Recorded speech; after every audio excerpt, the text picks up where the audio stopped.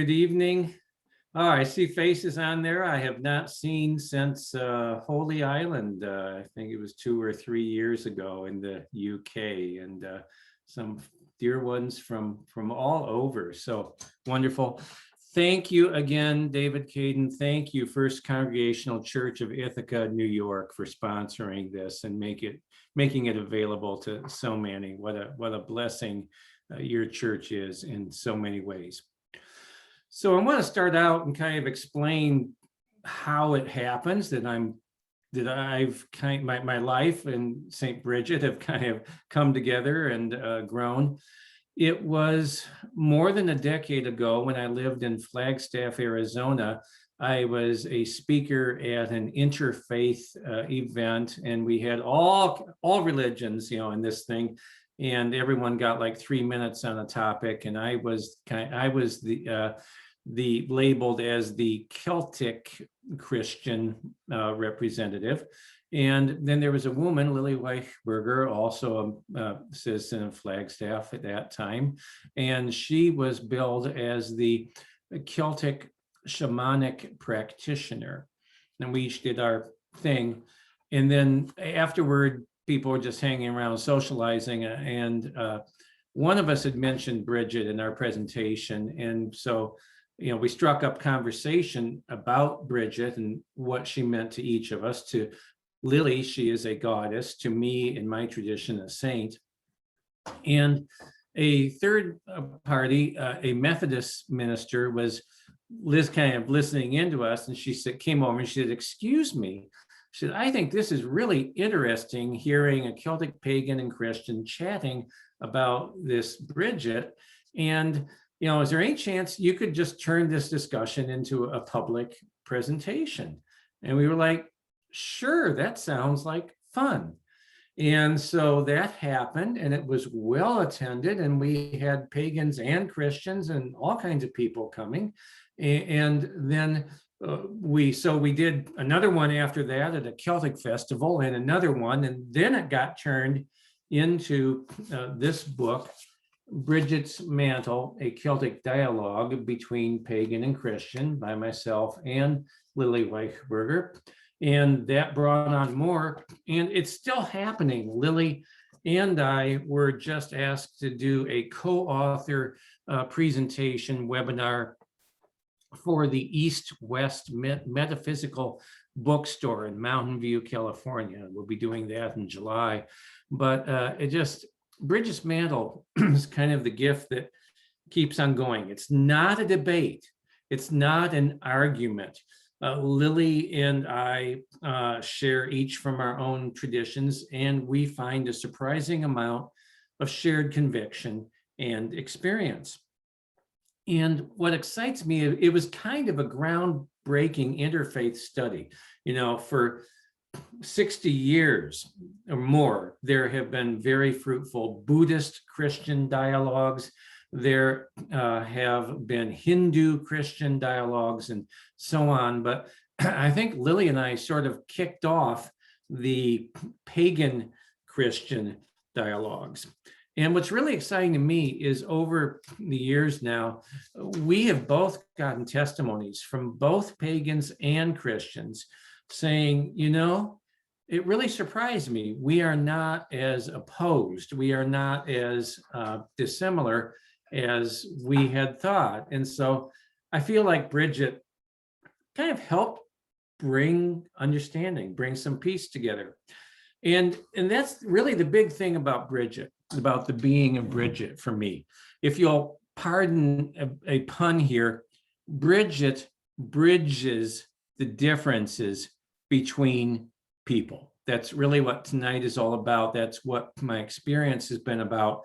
If you're a Christian, call it God's grace. If you're a follower of the nature religions, call it magic.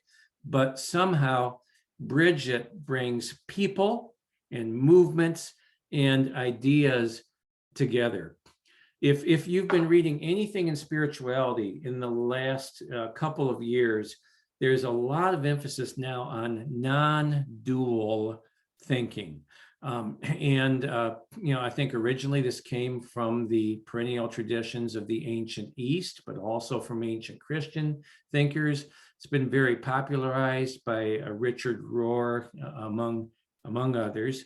And Bridget is really, in my thinking, she is a seminal non-dual thinker.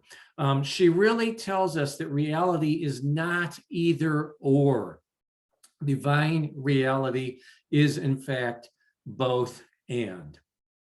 And one more minute before I jump into some slides and the actual presentation. I know that some of you, and again, I see friends from all over, so I know I have friends from a broad variety of traditions. Some of you joining tonight are like me. You come from a Protestant congregational church background. We did not grow up talking about the goddess, goodness knows, but for that matter, the whole idea of saints, talking about Christian saints, feels a bit dicey when you come from a low church Protestant background. What is this stuff? What are you trying to do? And this is where St. Bridget and Celtic Christianity has impacted my own spiritual practice in some ways that have led me on paths that I wasn't walking before. So true confessions, I do talk to saints, and particularly to Bridget and to St. Winifred as well. And as Christians have said for 2,000 years, I am emphatically not worshiping these saints. And I am not asking Bridget to answer my prayers, but I do ask them to pray on my behalf. And sometimes I just talk to them. Now, one thing that kind of helped move me over on this was reading C.S. Lewis. I'm a great lover of Lewis and Tolkien and the Oxford Inklings. And in his book, Letters to Malcolm, chiefly on prayer, C.S. Lewis says that many of us have prayer partners. We have close friends that we really keep up with, and we pray for one another regularly. And he says, now, if my prayer partner died and I stopped talking to them and I stopped asking them to pray for me, then Lewis says, to my mind, that would be saying that they really don't exist anymore, that they've stopped, that they've blipped out of existence everywhere.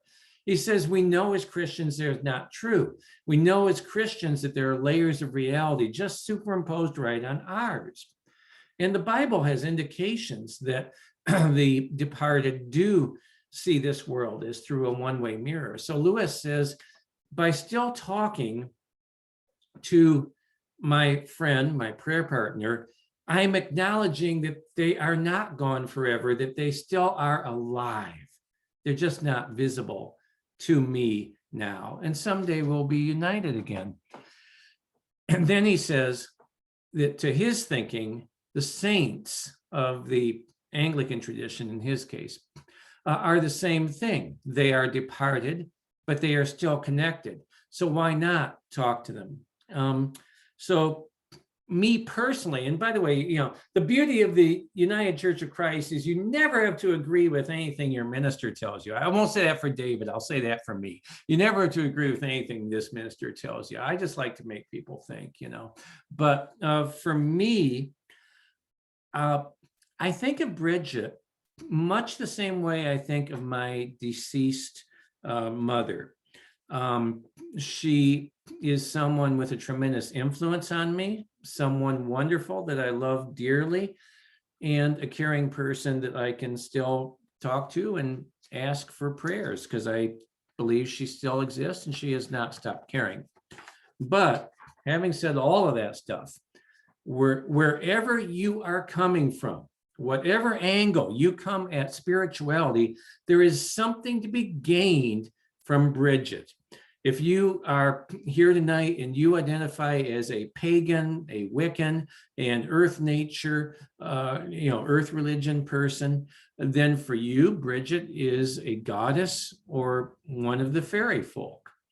If you are a low church Christian that doesn't have any truck with this bit about the saints, think of her as a great Christian historical figure. That's still permissible.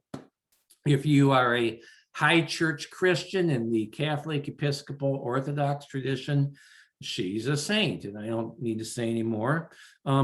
If you are a person who believes in depth psychology, Bridget can be an archetype. She's a symbol of the feminine divine. We can come at Bridget from all these different angles, and still she unites us, and there's some benefit that we glean from her. So I'm going to start with a few minutes of a contemplative practice, and in a moment I'm going to step away from screen and I'm going to play an audio. So you're going to listen to a vocal track. It's titled Shrital. And in fact, just a minute, I am going to share screen here. There you go. And I'm going to minimize the sidebar. Okay. So Shrital, sung by Fintulach, the abbess of the Cayley monastic order in the Scottish Midlands. They have a convent in Scotland. They use Old Gaelic language chants for their daily office. The words are Old Irish Gaelic. They go back to the time of saints and scholars. Sharik Tal translates in the Gaelic as seek beyond. And that is one of Bridget's ancient titles, seek beyond. I will just note that the Cayley, these are really not written for the public. They're written for their own chants, for their divine liturgy. And I am sharing this tonight with express and special permission from the Cayley order to use their music. So please don't be spreading this any further. But again, the name of Bridget, one of the nicknames, See Beyond. And I hope that, or Seek Beyond. And riffing off that, I'm hoping that being together tonight will help you to see beyond the limitations of our idea of what is and isn't reality. And most important, I hope that Bridget will help us to seek beyond those forces that seek to divide us from our neighbors. So I'm going to play this recording. It'll be about 3 minutes. Then I'm going to leave a minute of silence. And in the silence, after the recording, I invite you to please invite Spirit into all of our hearts and our minds. Invite Spirit to lead us all to seek beyond in this time together.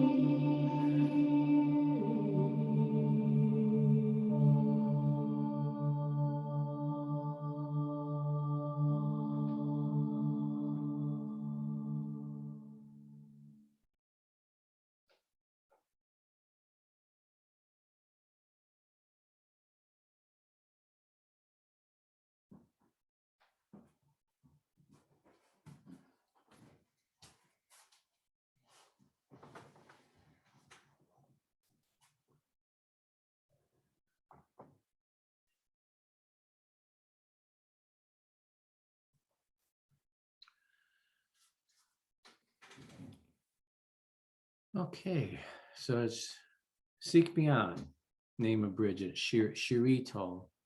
May Bridget guide, may Spirit use Bridget to help us to see beyond. Were you all able to hear okay? Wave, just indicate the sound come through, and yep, okay, good. I'm glad. It gives me goosebumps hearing it in the room. Okay, just a note, like the first two nights, I want to remind you, you can use the chat function at any time to leave questions or comments, and I will stop at the halfway mark, then I'll stop at the 2/3 mark of this presentation. I will check for questions and comments, and you can come on live on Zoom and discuss too, and we'll have a discussion, and I love that when that happens. Very much looking forward to that. Okay, so jumping into the content for the evening, back to screen sharing here. Just a minute. It's not wanting to advance. Hold on. Why is it stuck here? There we go. So first thing I'm going to talk about is Bridget as goddess. Beginning late in the 1st century, they're talking hundreds of years before they knew about Christ, the Gaelic tribes of Ireland and Britain began to worship Bridget, whom they understood as one of the children of the goddess Danu. Bridget was the triple goddess, the triple goddess of healing and metalworking and poetry. Pretty awesome combination. Their common faith in the goddess Bridget helped unite the Celtic tribes against their Roman oppressors. Now, to give you a sense of just how important Bridget was, the word Britain might come from the name of the goddess Brigantia, which was definitely another name for Bridget. Etymology is an inexact science, and I've seen different explanations of Britain, but that is one of the legitimate good possibilities of where Britain could come from. We are certain that the Hebrides Islands off of Scotland, which includes Skye and Iona and Isla, that the Hebrides are definitely, that means the Isles of Bridget, absolutely, in the Gaelic, we know that. And I'll simply say tonight, if you're interested in the goddess Bridget and you want to know more about her, and you'd like to, if you want a good, well-researched, well-written, easy to understand source of information about the goddess, go to the Ovates, Bards, and Druids, OBAD, and type in, go to Google, type in Bridget, B-R-I-G-I-D, Ovates, Bards, and Druids. And on that site, they have a great explanation of Bridget, the goddess. And I will include that. By the way, I have not forgotten, there was a request for all the references that I've noted in these presentations. And by the end of the week, I'll have a list of all the sources that I cite in my presentations. And that will be on YouTube. It will be a comment underneath the introduction tape for this series on YouTube. Will be all the sources that I refer to there. So going on from the goddess, sometime in the late 400s in Ireland, there was a woman who was named after the goddess. It's just like, think how many Christian girls through the centuries have been named Mary. So I'm sure there were a lot of Bridgets after the goddess. And this Bridget was outstanding in her leadership and in her compassion for others. And so the legends of this historical woman and the goddess became intertwined. Now, Sister Rita Minahan is a member of the Order of Brigidine Sisters, living in the Solis Brita Center in Kildare, Ireland. It's a revitalization of Bridget's ancient monasteries. So I figure the Brigidine Sisters are sort of the world experts on Bridget. And Sister Minahan says, quote, Bridget the saint inherits much of the folklore associated with the goddess Bridget, a dimension which contributes to her popularity. It may be an exercise in futility trying to separate the historical Christian Bridget from the goddess. Now get this, from a Brigidine nun in Kildare, Ireland. She says, neither the boundaries of Christianity nor the older beliefs can contain her exclusively. So Bridget, the goddess and the saint, may be inseparable, but that doesn't mean that she's not as much of a saint as she would be otherwise. Gwyneth Masters, in her book, Reclaiming an Ancient Heritage, says, Bridget's life was an outstanding example of Jesus' teaching, by this shall all people know you are my disciples, that you love one another. So here's what fascinates me, taken from two different Christian quotes.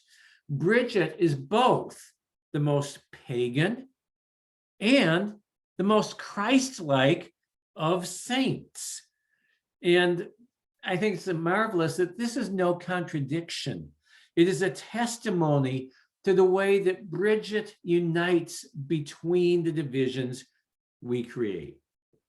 Now, if you want to get to know someone, a good way to do that is to visit where they live. So I want to give you a glimpse into places and show you an object associated with Bridget. So Saint Bridget is often called Bridget of Kildare. Kildare, Kildara, translates to place of the oak. There's pretty good evidence it was a pre-Christian center of Druid arts, a Druid school or worship center, if you will. Under the historical personage of Bridget, that Druid center became one of Ireland's most important monasteries. There was an eternal flame that stayed lit by Bridget's nuns for over 1,000 years. Now, if you go to Kildare today, you can see the cathedral, and you can climb a 1,200-year-old round tower that you see in your picture on the left, and you can see me going up the ladder in the middle. That is the only remaining part of Bridget's monastery from the early Middle Ages. Everything else is gone. It is one of the very few ancient round towers in Ireland that you're allowed to climb. And I just got a word on social messaging today from someone near Kildare, who said that they do believe that after the pandemic, people will again be allowed to climb the ancient tower. So it's a real thrill if you're in Kildare. You want to make sure and do that, unless you have a fear of heights. You can visit Bridget's holy well there with this lovely statue of Bridget holding her flame. Of all the many, many artistic depictions of her, this is my favorite. And you could attend a conference or visit at Solis Brita, which is a monastic spirituality center that has relit Bridget's flame. They host international gatherings around arts, spirituality, and issues of human rights. But Bridget isn't just beloved in her native Ireland. There are Bridget sites all through the 6 Celtic nations. And she is venerated in lands that not even formally included as Celtic nations. One of the most famous spiritual landmarks in southern England is Glastonbury. Of course, we think of the rock concert, but Glastonbury is the legendary location of the Holy Grail. It is, according to legend, King Arthur's final resting place, and it's connected with Saint Bridget. So if, as in the picture there, you climb the ancient steps up the sides of Glastonbury Tor, you'll come up to medieval St. Michael's Tower at the top. And you'll also come to one of the finest views in all of England of the surrounding miles around the landscape, all around the Summerlands there. But if you climb up to the Tor and you look above the archway there on St. Michael's Tower, you will find a medieval carving showing St. Bridget and her milk cow. Over the past decade, I've led many workshops showing how to make a Bridget's cross using wheat straw. Traditionally, that's done on her feast day, which is February 1st. This is one that I made that way. One thing that fascinates me is I've done this for more than a decade now, again, usually on Imbolc, February 1st, showing people how to weave these. And this is a great thing that became recently available. You can find these on Amazon, wherever you want to order. Wheat straw drinking straws. They come they're about 5 cents each when you get them in this huge package. They come already cut to perfect length, exactly what I suggest for this. You do have to put them in scalding water and get them soft. And I have instructions on how to weave a Bridget's cross in the back of my book, Water from an Ancient Well, or you can just go online, How to Weave a St. Bridget's Cross, and they'll have instructions.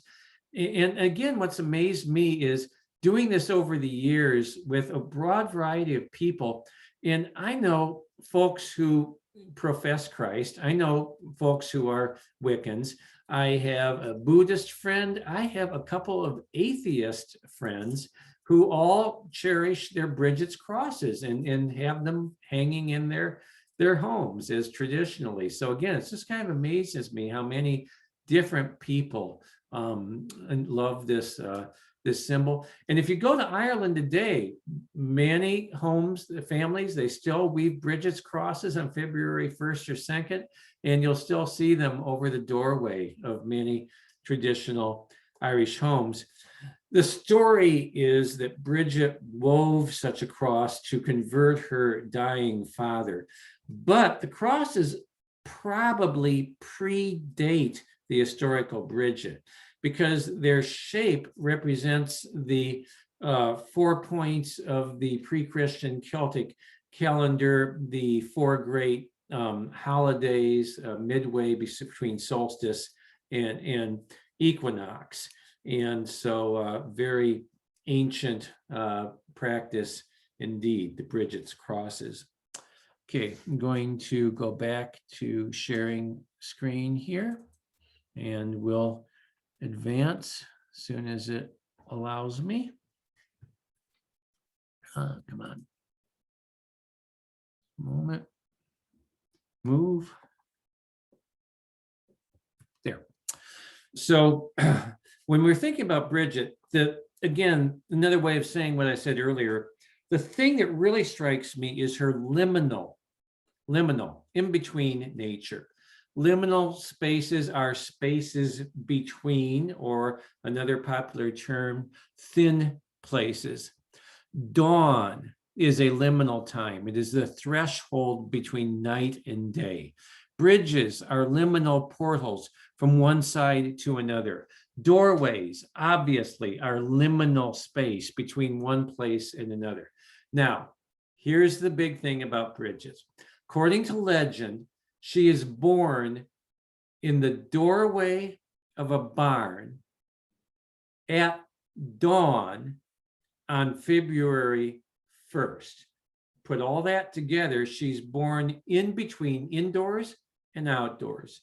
She's born between winter and spring. She's born between night and day. And so being born in this 3 times liminal space, she serves as the doorway between realms and understandings. I believe that really is her major symbolic role, and that legend there reflects that. One way that Bridget serves as a living doorway is her connection between human and animal stories. And I took the name of our book, Bridget's Mantle, from a famous story. Now, there's a story about how Bridget got the land for her monastery. She goes to the king of Leinster and says, I want land for a monastery. He laughs at her and says, well, land is expensive. It's hard to come by. I'll tell you what, I'll give you as much land as you can cover with your cloak. And she says, wonderful, and says a prayer, shakes out her cloak, and it grows. It goes and goes and goes and goes and goes and goes and covers vast amounts of acreage. And, before it's done, she's got half the kingdom for her monastery. That's one explanation of the term Bridget's mantle, but there's a bigger symbolic import that goes back earlier. Bridget's mantle also symbolizes springtime. And so as winter frost gives way to warmth and spring flowers, the Irish say that Bridget is spreading her mantle. The greening of the land, the receding of winter, the spreading of spring is Bridget's mantle. And her feast day on February 1 or 2 is called Imbolc. That's a pre-Christian holy day, halfway between winter solstice and spring equinox, beginning of spring. Now, Imbolc basically is spring in the Old Gaelic. But the word in Old Irish literally means in the belly, Imbolc, in the belly. And it's talking about the pregnancy of ewes at that time. So in these things, you can see how aspects of the goddess Bridget, of the nature religion, work their way into the veneration of the Christian saint. And one of the tales that shows Bridget's connection with nature is a story of the king of Leinster and the fox. You will find, by the way, in all these stories, the king of Leinster is sort of a foil.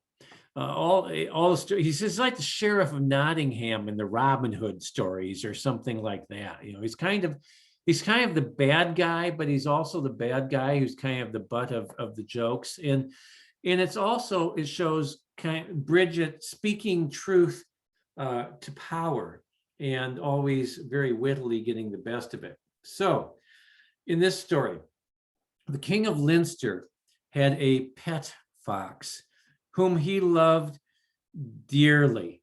He would spend hours of time with his well-trained pet fox, teaching it all these tricks, watching it do things, laughing and having the time of his life with it. This pet fox became his delight to the negligence of portions of his kingdom. Well, he was having work done on the royal dune, the royal castle fortress, and there were some foreign workmen who were imported to do the labor, and they didn't all know about the king and his fox. One day, one of the workmen was working on the castle wall, and he saw a fox heading for the royal chicken coop, and he thought, oh dear, there's a fox. Well, now do them a favor. He grabbed a bow nearby, shot and killed the fox. But you know the story. It was the king's pet fox. And when the king heard of this, he was beyond livid. He immediately hauled in the foreign laborer and screamed at him and told him what a gross abuse against the king was. And he swore that the man would be flayed, tortured, and hung the very next day. Well, someone in the court knew that the only person who might be able to help rectify this injustice was Bridget. So they sent a fast rider to Bridget's nearby monastery. As soon as she heard, she jumped in her chariot and called on the horses and went galloping quickly down the path to the royal palace of Leinster.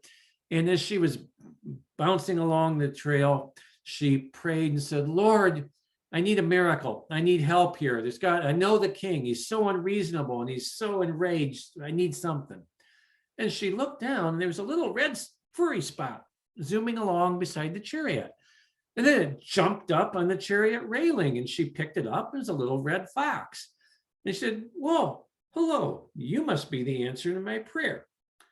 Bridget gallops her chariot through the castle gates. She dismounts. She comes walking in.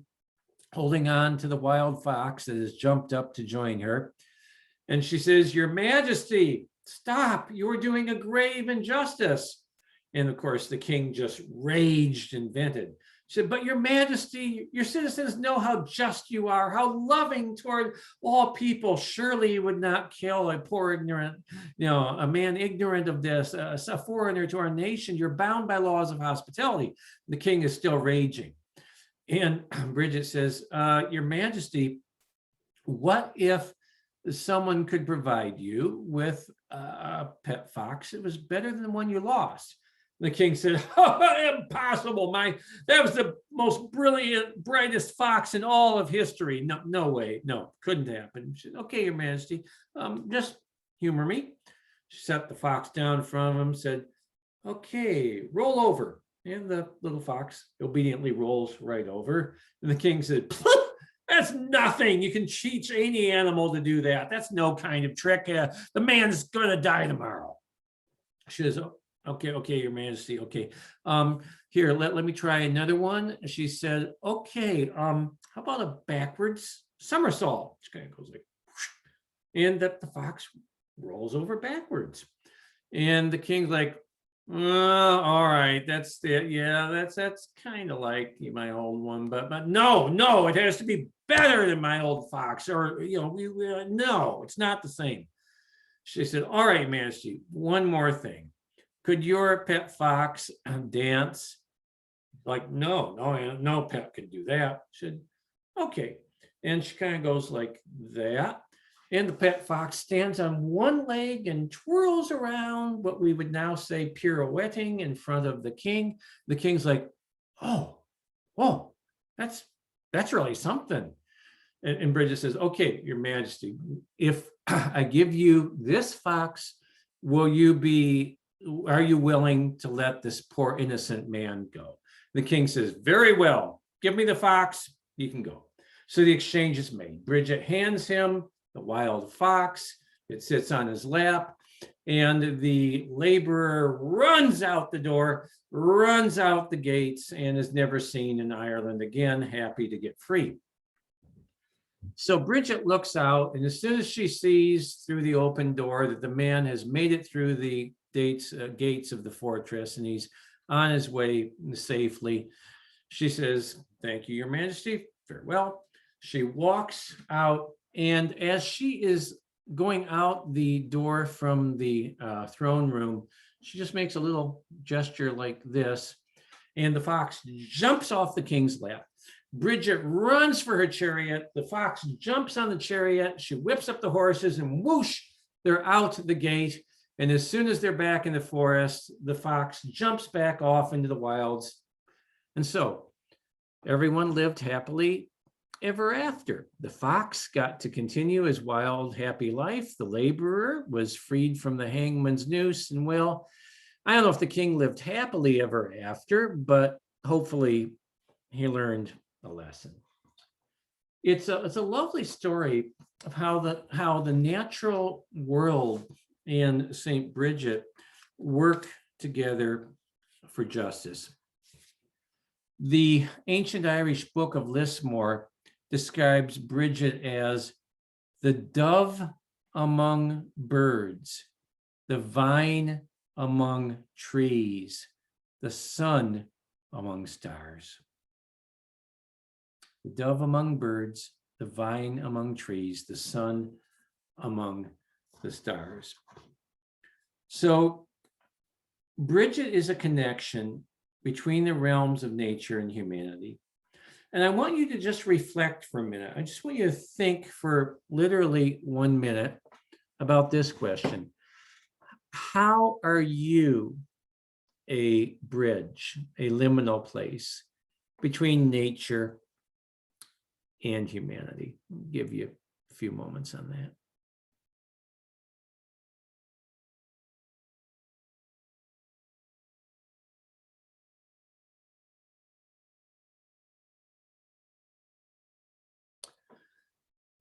And at this time, I do want to stop for our first round of discussion.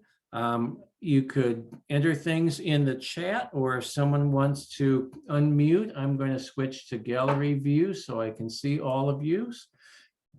And if you want to wave a hand, David will unmute you, and feel free to share any thoughts or questions on anything I've talked about so far, anything so far in tonight's presentation, all that you'd like to share or you'd like to ask about. You can type them into the chat quickly, or anything you would like to discuss.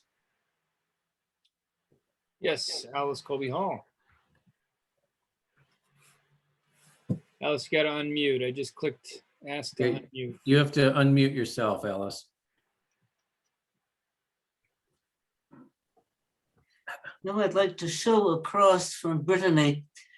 On one side, you have fleur-de-lis, but when you go onto the other side, you have all of these Celtic circles. Oh, hold it up to the screen, would you? Yep. I can't, you're gonna have to hold it toward the top of your device, maybe? We can't see it. It's not in the camera view. I can't see it, at least.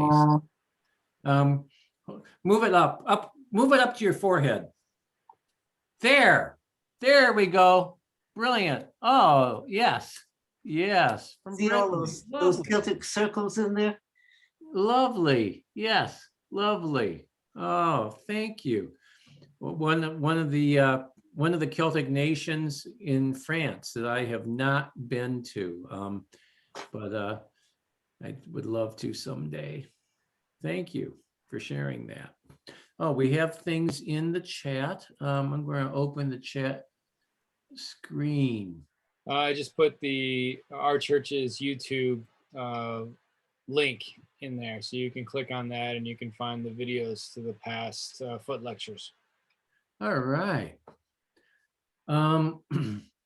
A few questions, and I have a funny feeling I'm not going. One, are you aware of visitations by Bridget? The life after death of a saint was more important than their physical life in medieval hagiographies. And so you look at the medieval accounts of Bridget, and there are an awful lot. And mostly miracles.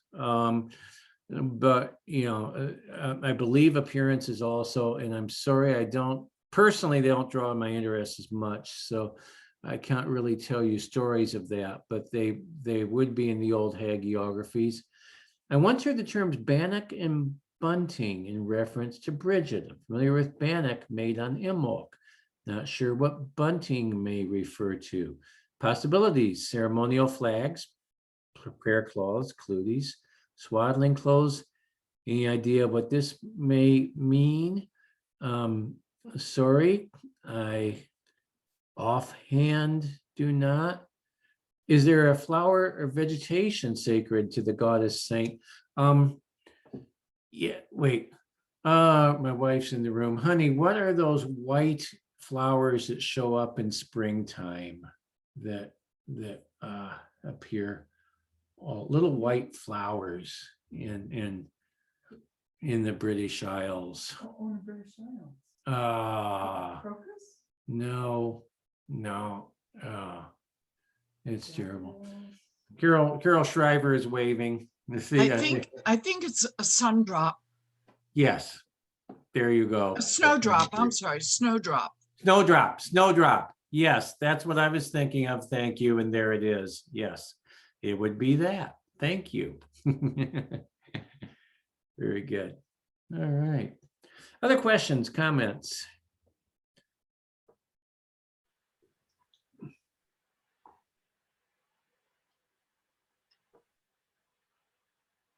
Anyone? Anything you want to talk about or ask about?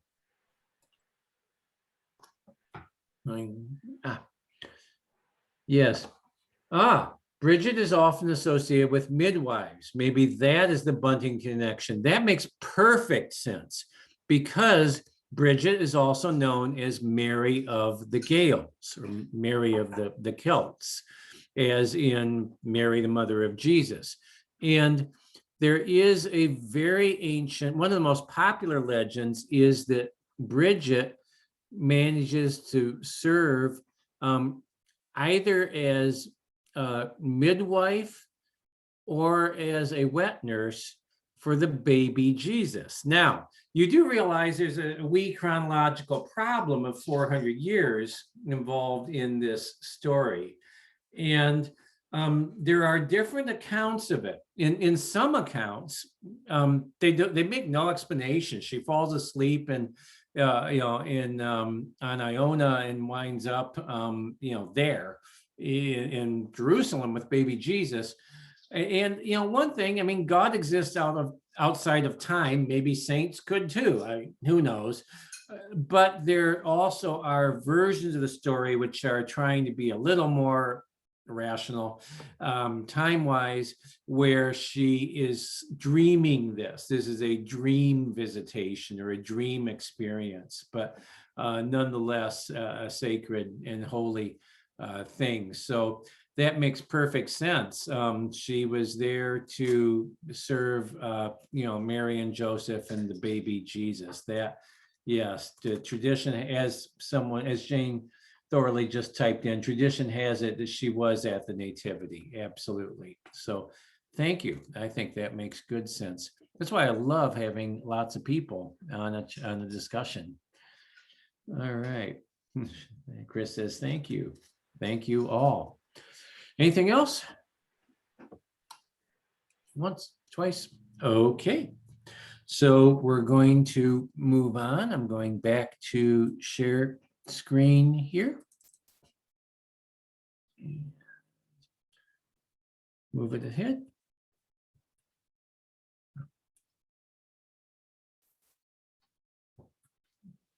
Okay, so another way that Bridget transforms our dualistic thinking is the way that she bridges distinctions between privilege and poverty. So just as Bridget was born liminal, in between night and day, between indoors and outdoors, and between winter and spring, she was also born in a liminal place in terms of societal privilege. Her father is Dovek, who, according to the traditions, is either a major chieftain or even a minor king in Ireland. So her father, the epitome of power and privilege. Her mother, Bracha, on the other hand, is Dovek's slave. And again, this puts Bridget in an in-between place. So she has the blood of both ruler and slave. She has the blood of rich and poor. She has the blood of the height of privilege and of absolute powerlessness, all mingled in her one being. And again, being born in between, it enables her to transcend the categories of society. One of the most famous stories of St. Bridget is that of her father's sword. Now, I'm going to stop share again and go change the view, speaker view, and collapse that. So in this story, Bridget is a young woman, and she and her mother are converts in this tale to followers of the Christ. Her father, Dovek, still a follower of the Druid way. And Bridget is kind of a drain on the family resources. She's not terribly helpful as a servant, and but she does have the king's blood in her, so that makes her a valuable slave. Legally she is one, but she is, she comes from the chieftain, so she has possibilities. So he is determined to marry her off, and in fact, he manages to convince, here we go again, the King of Leinster, that his daughter would make a suitable bride. And so he, packs Bridget into his chariot, and they're rolling along the forest again up to the fortress. And Bridget is beside herself. She does not want to be married. To be married puts her in serfdom and thraldom and slavery to a man. She'll have to just bear children and be a slave in the kitchen, and she wants to be free, to be her own person, to be fully able to serve Christ. She wants Christ to be her only husband. She wants to be Christ's bride and herself. And Dovuk is just completely not understanding. She says, "Oh, hush, hush, he'll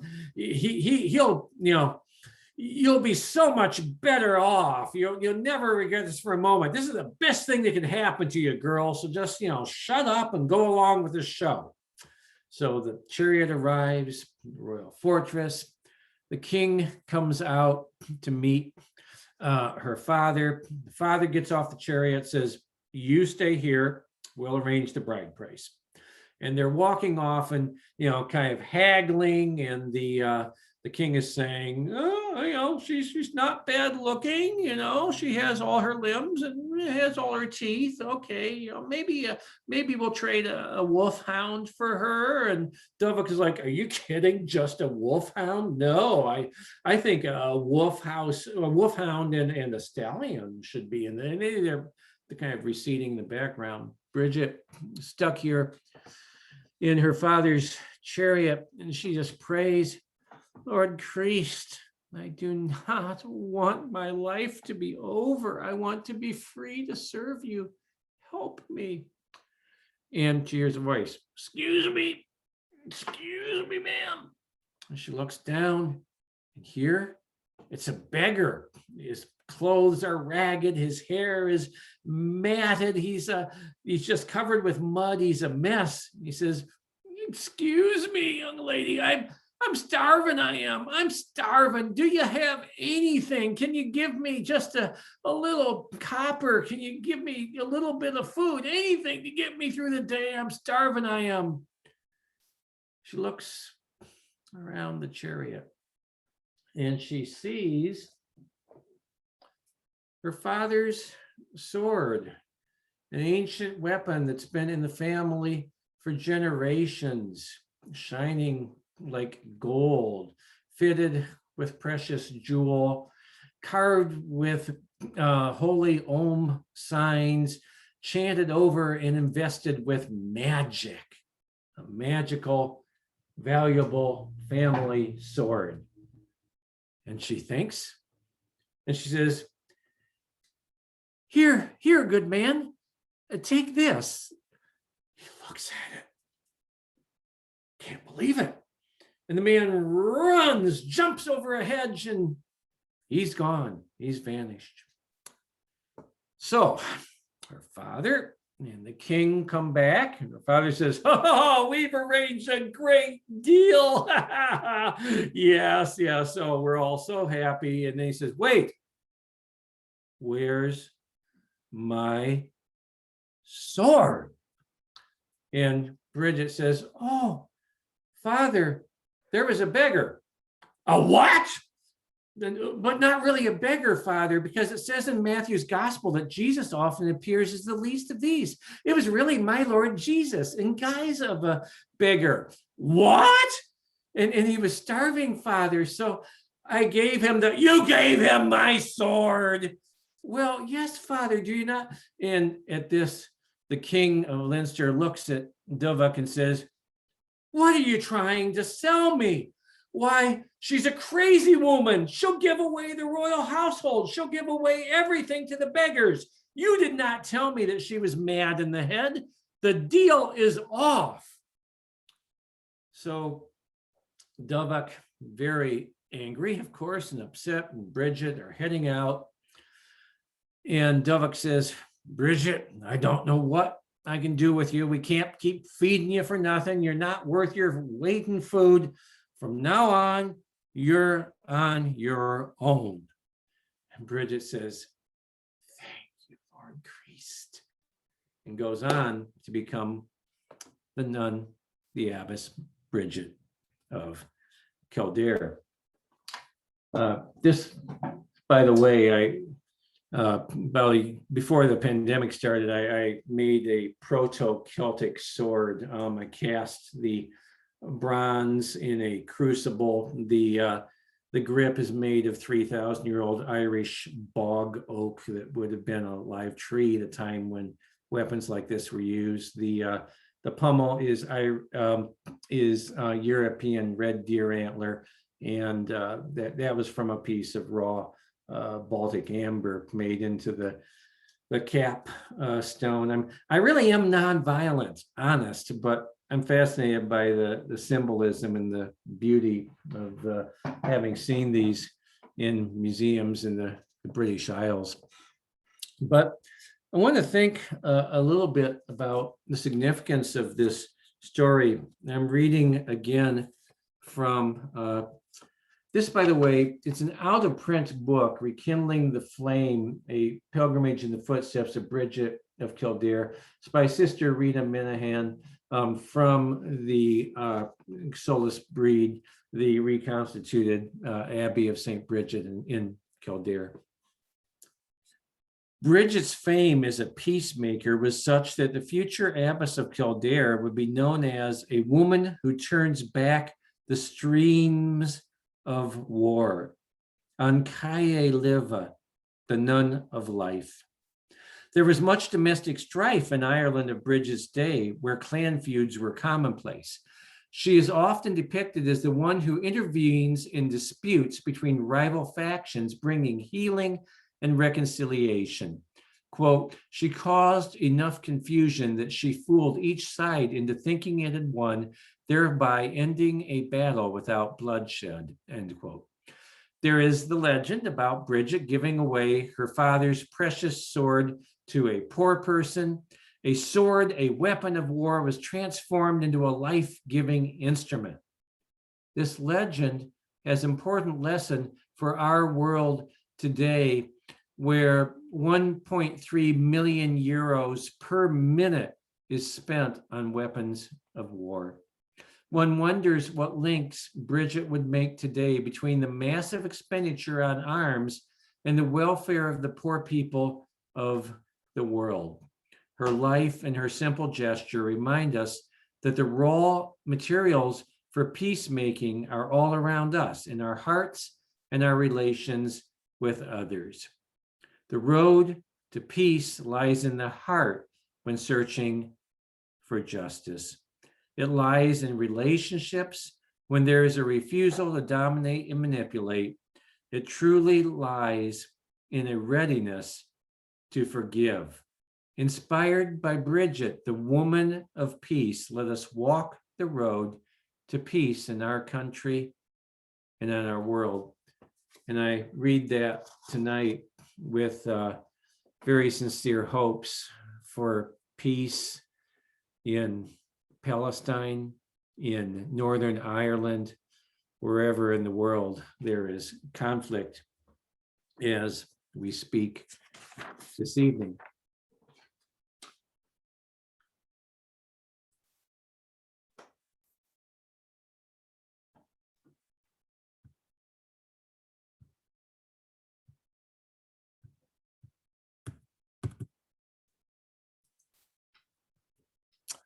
So another way that Bridget inhabits liminal space is between female and male roles of power and stereotypes. So we're going to talk about Bridget challenging patriarchy. And for this next part of the evening, I'm changing the approach. Until now, I've been looking through the lens of legend and sacred tradition. I've been speaking, as it were, as a believer. For the next few minutes, I'm going to put on the lens of scholarship and academia. Most of what I'm going to be sharing in this portion comes from this book that you see, The Serpent and the Goddess, written by Dr. Mary Condren. She has been a professor at Harvard. She currently is at Trinity College, Dublin. And so again, riffing off her work. Now, here is an example of how long oral traditions can carry on an idea, and an example of how Bridget, the goddess and saint, continued to be intertwined. So in the 19th century, Scottish folklorist Alexander Carmichael documented this ditty. The serpent will come from the hole on the brown day of Breda, though there should be 3 feet of snow on the flat surface of the ground.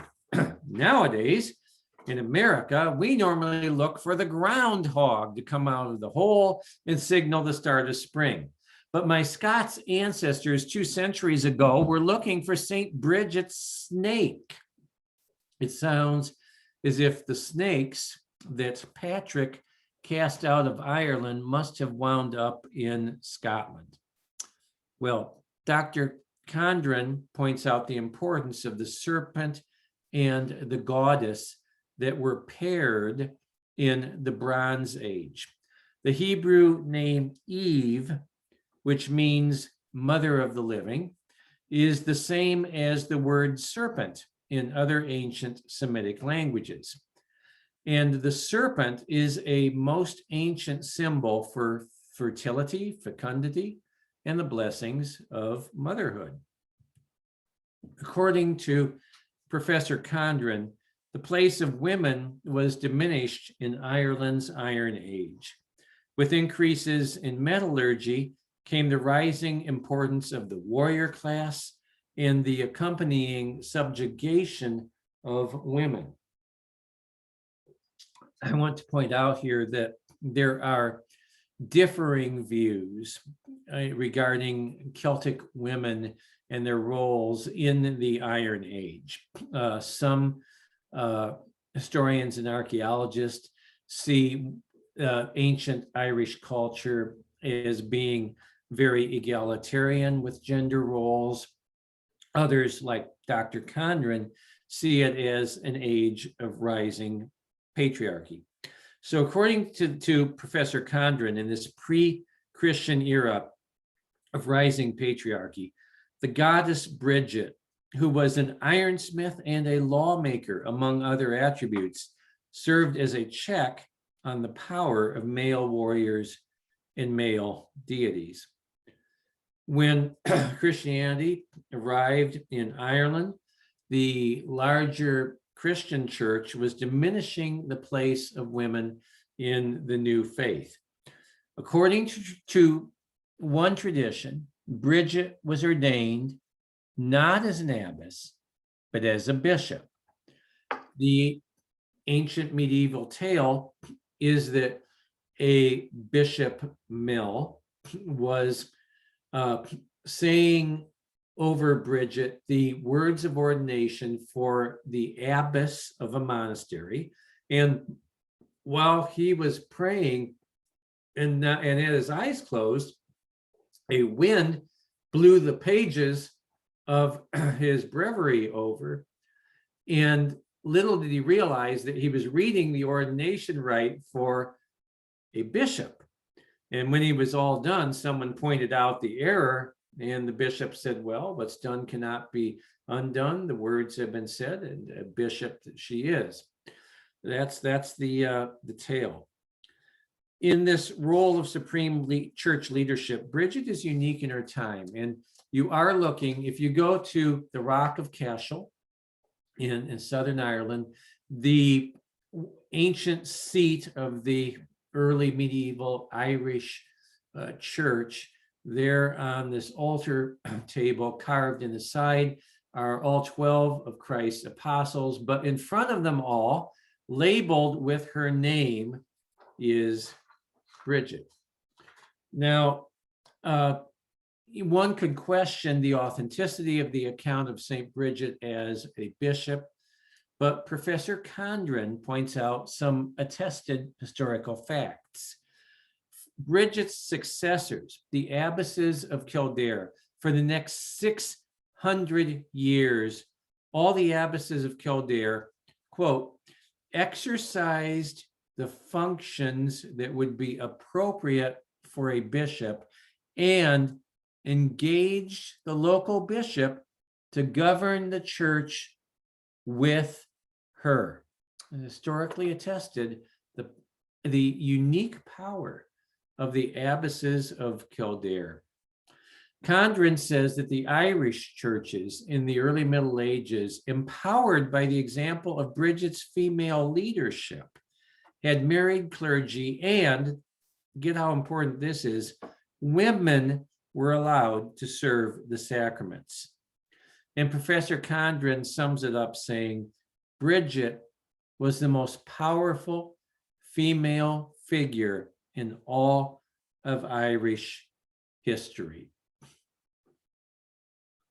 And as Bridget was a linchpin of women's empowerment, patriarchy struck against Bridget in a terrible way. In 1128, soldiers of an Irish king raped the abbess of Kildare. And this heinous act went beyond violence. It was done on purpose in order to destroy women's political, social, and religious rights. After being violated, the abbess was not eligible to fulfill her role. She was replaced by a compliant abbess who no longer insisted on women's leadership in the church or in having women serving the sacraments.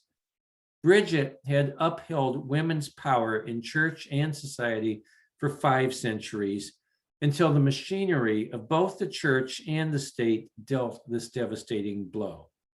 Of course, the tales of St. Bridget continued to be told, but for the next 800 years, they would inhabit weavers' cottages and farmers' fields, while the stories of Bridget told in church were tailored to keep women subjugated. Thankfully, the story does not end there. In 1993, Bridget's flame, a perpetual sacred fire that Bridget and her sisters had kept lit for hundreds of years, was relit in the market square of Kildare by Mary Teresa Cullen, who was then leader of the Brigidine Sisters. It remains lit today. And in 2021, I see Bridget gaining hold in many hearts around the world, both regarded as a goddess and regarded as a saint, once again demonstrating the power of divine love to overcome divisions between men and women, between power and poverty, between humanity and nature. Now, one sign of Bridget's power as a contemporary bridge maker was the visit of His Holiness the Dalai Lama to Kildare in 2011. This image of His Holiness with a Bridget's cross is not photoshopped. As I said at the start, Bridget bridges the gap between religions, originally bridging the gap between paganism and Christianity. And in the 21st century, she brings together Buddhism and Christianity and just all sorts of people. Okay, we've talked about Bridget and nature, Bridget and privilege, Bridget and gender. After discussion time, then I'm going to close with a guided meditation, and then after that with a prayer. But before that, I want to have a time of discussion again. Look at the chat if anyone wants to unmute. Are there any questions or comments on anything at all in this evening's presentation? Anything at all about Bridget that you'd like to share or to ask at this time? We'll go back to the gallery view, and I'm going to open the chat on my screen also. Peter Davidson will be going to Kildare there hopefully next year. Oh, that would be wonderful. May you be blessed. And also, they say if you leave a handkerchief out on the night of her feast day, she will bless it. and it will cure all sorts of ailments. People used to keep it in a drawer. There might even be some of us in the States that actually do that. Yeah, I might know someone that resembles that remark. Yeah. Mhm. Thank you for sharing that.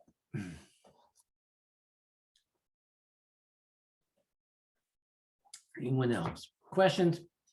Comments?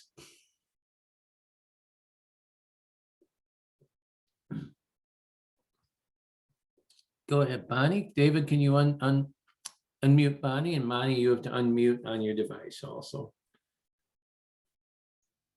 I would just like to say I really like the whole program, but I really like the meditations that you let us in. And I wondered if before you leave us, you could lead us in one more. Absolutely. Yep. I'll close with a guided meditation. Absolutely. Absolutely. Alice Colby asked, Alice Colby Hall, sorry, what about the spelling of her name? B-R-I-G or B-R-I-D-G-E-T.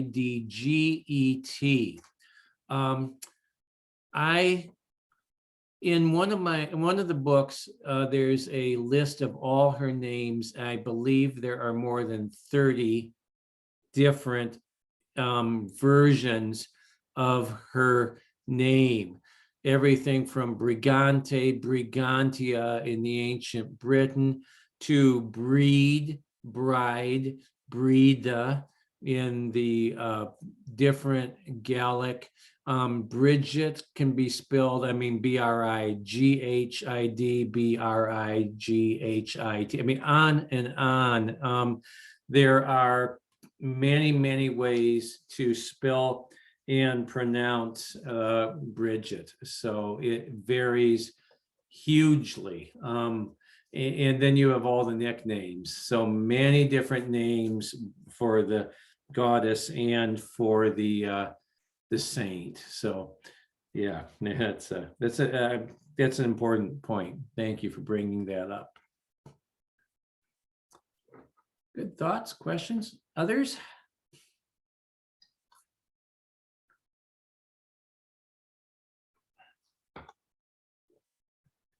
Go ahead, Ellie.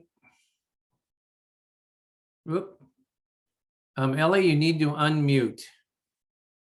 Need to unmute on your own device there.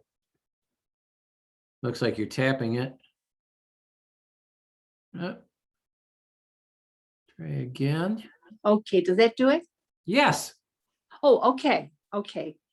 What I wanted to say was, I'm really impressed with the fact that according to the legend or tradition, she suffered terribly at the hands of men, and which was typical of her time and typical of many times. But instead of being destroyed, her legend seems to have endured and become stronger. And she's become a model of survival, and one who is particularly powerful in her model as a survivor, and one who is known to be holy and resistant to the violation that she suffered. And that's an image of strength, and it's an image to be respected and just kind of cherished. So I really am very glad that you told that story and made that point, because that's nothing that I heard before about any saint. It's usually they were miraculously rescued and kept their wholeness and they were okay. But no, this wasn't true for her. And she endured as someone full of spiritual power and a model to the people. So thank you for that. Thank you for your eloquence. Much better put than I could have. Yeah. Also, Cynthia Hilton was about to comment just what Ellie is saying here. Really a source of strength to all of us women who have struggled, especially in our working circumstances. Absolutely. Absolutely. I was thinking of Bridget preparation for this, and it's not a word I used in this in this evening, but the word protectress came to my mind, and that's kind of an archetypal figure, as well. You see you see Durga Kali in Hinduism. You see green Tara in Tibetan Buddhism, Kuan Yin in Chinese Buddhism. There's this woman who protects the disempowered, who protects women. And Richard Rohr points out that Jesus having a very female personality and a male body, it's very Jesus-like, sticking up for those who were the most disempowered, the most disenfranchised. And the thing I love is the way that she's a trickster also. That's another archetype. We mentioned that in our book, that, she doesn't, a male confronts injustice with raw power, strikes at them. But Bridget Bridget works restorative justice where there is injustice. She doesn't make suffering happen back. She doesn't work for vengeance. She transforms, she restores, and she always outwits the powers and the powers that be. She not only speaks truth to power, she outwits them. She tricks them. They look pretty stupid at the end. So I just think she's such a wonderful inspiration. I'd like to know more about the music played at the first meditation. Was it composed by someone, or has it come down through the ages? Finn Tulich had a job before she became an abbess of working for British Broadcasting, and she was kind of there. She was a singer, and she was a native Scots Gaelic speaker, and she went around talking to the older people in the rural communities and picking up tunes and picking up chants. So I would guess that is where that came from. It's really, really beautiful.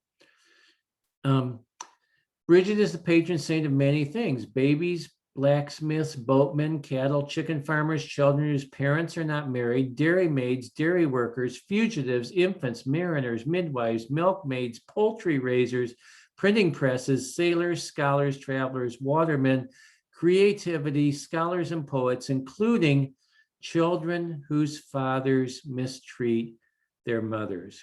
Wow. Thank you, Chris. Thank you so much. Thank you for typing all that in. That is awesome. Look at all the things she's patron saint of, all those people, especially those disempowered and neglected.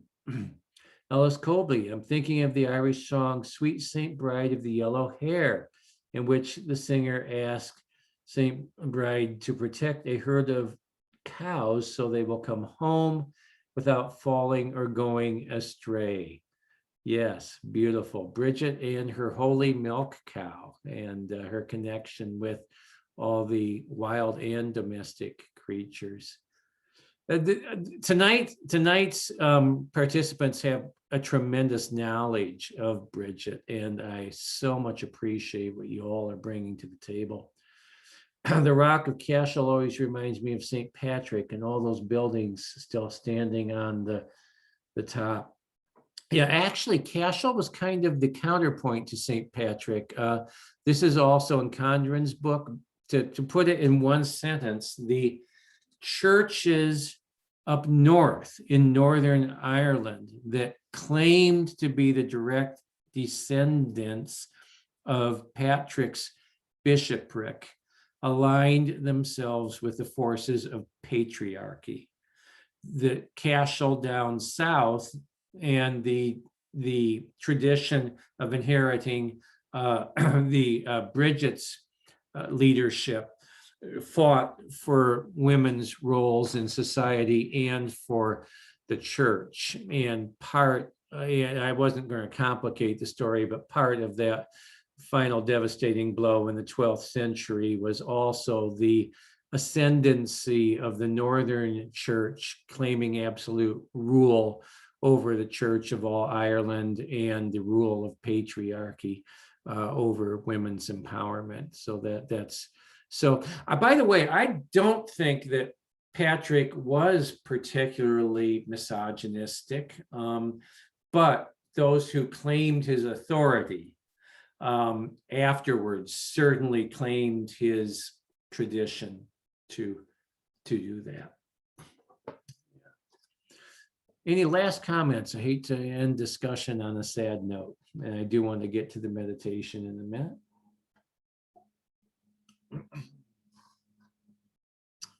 Going once, going twice. Okay, I'll have we'll close with a guided meditation and then with an Irish blessing, again from rekindling the flame here. And before I do that, thank you again to First Congregational Church of Ithaca for sponsoring the Foote lectures, for the wonderful opportunity to speak to so many of you so far away. I know that this in other years we would have been gathered together in the sanctuary in Ithaca. I love Ithaca, New York, but a lot of you wouldn't be here. So I'm really thankful for the church making using this format. And again, I learned a good deal tonight. I'm really thankful for all the information that was shared in tonight's discussion. Okay, I'm going to go back to share screen and we'll have our closing meditation. Just a moment.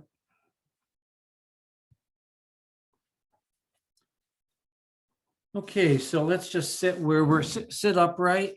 You want to be comfortable, but you want to stay alert, especially as some of you are in later time zones. I know you're tired. Let's just sit up straight here. Feel a little power, a little relaxed power with your straight back and upright shoulders and head. Take maybe 3 deep, slow breaths in and out.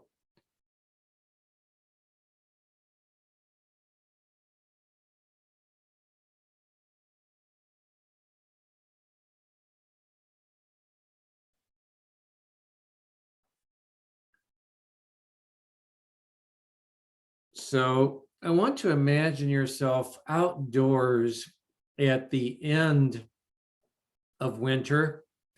Right here where I live, I happen to have one of the first real spring-like days, but not long ago, there was still snow and cold. Imagine yourself outdoors in that snow, in that cold. Take a minute and imagine the scenery around you. Are you in a village? Are you in a forest? Are you by a lake? Feel the cold. Feel the wind. Feel the damp, the moisture, the chill in the air. Feel the cold up through your feet or your bottom, whether you're standing or seated. And then I want you to think, and this might be a little hard. If you're not up to this tonight, you don't have to go there. But if you dare, I ask you a question.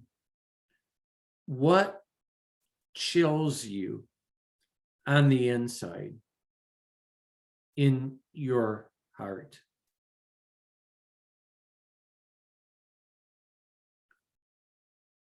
Now, imagine someone is walking up behind you.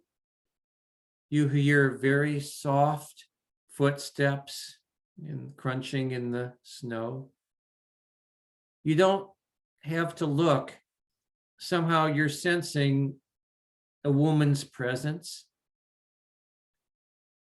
And that figure behind you drapes a large warm, soft cloak over your shoulders. And you know this is Bridget. She's just set her mantle about you. How do you feel? What does her mantle feel like? Can you smell?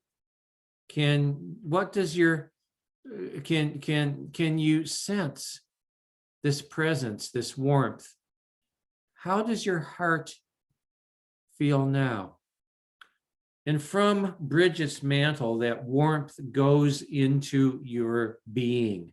That warmth on your top of your shoulders, on the sides of your arms, that warmth that is warming you up on the outside is moving in through your chest. It is going right to the place which is coldest, and it warms that hurt place.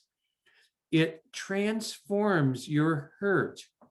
It numbs your pain. It soothes your ache. It makes your brokenness whole. Feel that warmth of Bridget's mantle and sit for a couple more deep breaths and breathe in that healing.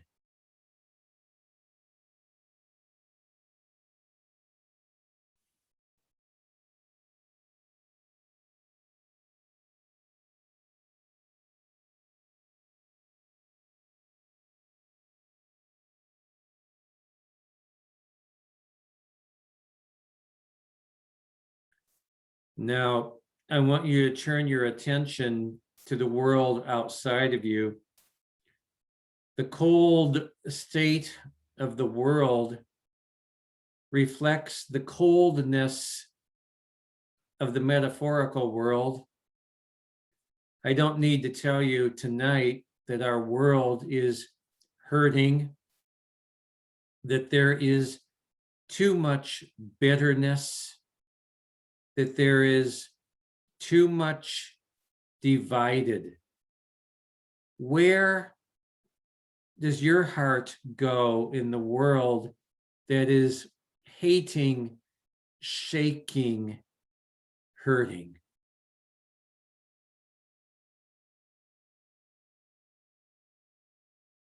Now, I invite you to take the mantle from your shoulders and flap it like you would shake a throw rug to clean it outdoors. Take her mantle and flap it. And as you do so, miraculously see that mantle spreading. See it bringing warmth to the frozen places of the world. See Bridget's mantle bringing peace to the conflicted places, light to the dark places, transforming, healing the hurting places of our world. Take a moment and sit with that.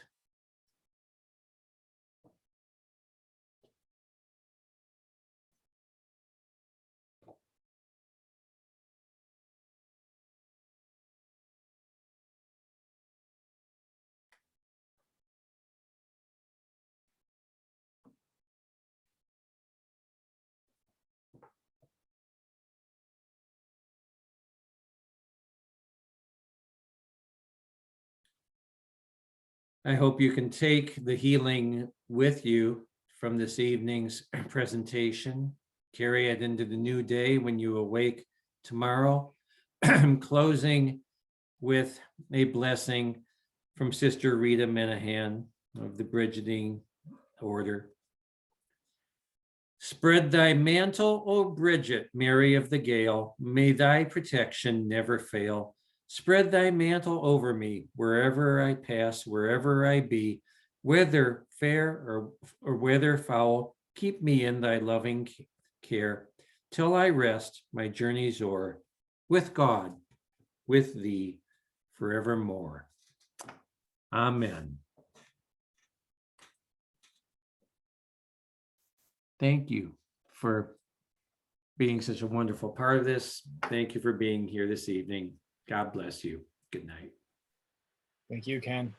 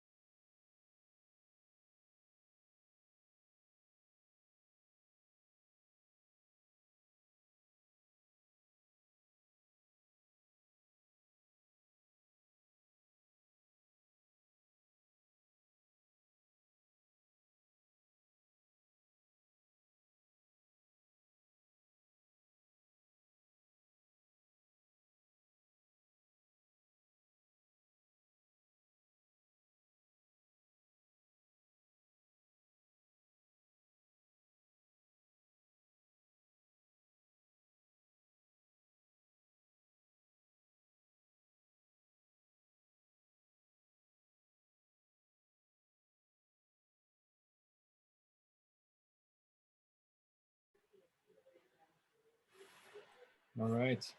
All right. Thank you again, David. Thank you so much. This was great. Yeah, I'll look for the final posting of the recording, and I will send you very shortly my list of resources for this. Yeah, that'd be great. I can actually put that up when I put the video up. So, All right, brilliant. I'll get right on it.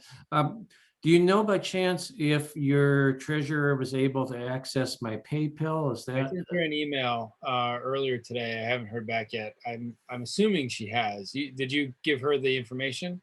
No, I didn't know to do that. Sorry. No, that's Who all am right. I? So let's see. Let me find her. Yeah, okay. So I'm gonna put it right in the chat for you. Okay, just a minute. I can't always access that chat, so I will look real quick.